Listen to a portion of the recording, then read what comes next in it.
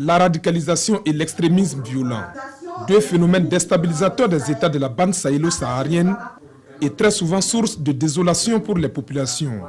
Fort de cette conviction, le G5 Sahel et l'Union africaine mènent la réflexion depuis quelques années en vue de dégager des stratégies de lutte contre ce qu'ils qualifient de fléaux. Après les débats menés sur la question à Bamako, Nouakchott et Niamey, l'heure est venue pour les experts de confiner le fruit de leurs réflexions dans un document qui servira de référentiel pour les États et qui indiquera les leviers sur lesquels s'appuyer pour lutter en amont contre le terrorisme. L'arme du développement, c'est important.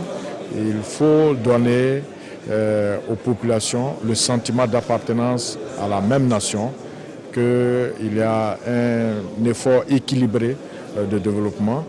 Il y a aussi l'arme du dialogue, dialogue de culture, dialogue de religion et toutes les autres actions, en tout cas de sensibilisation, pour que les populations ne s'adonnent pas à ces pratiques de radicalisation et d'extrémisme violent. Le financement des projets de développement en faveur des populations vulnérables et l'équipement des forces du G5 Sahel sont entre autres recommandations de ce colloque.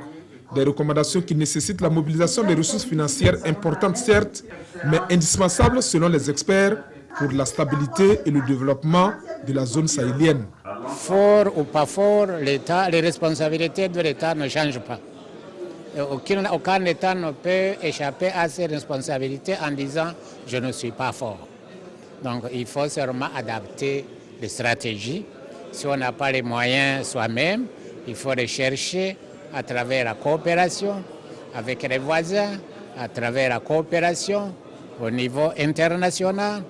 Par exemple, cette initiative des pays du G5 Sahel, ce sont les pays qui se mettent ensemble pour mettre ensemble leurs moyens. Je pense que c'est le constat que chacun individuellement a des possibilités limitées, alors on se met ensemble. Les conclusions de ce colloque de haut niveau seront mises à la disposition des États sahéliens pour une mise en œuvre effective avec l'appui financier et technique de l'Union européenne, l'Union africaine et bien d'autres organisations internationales.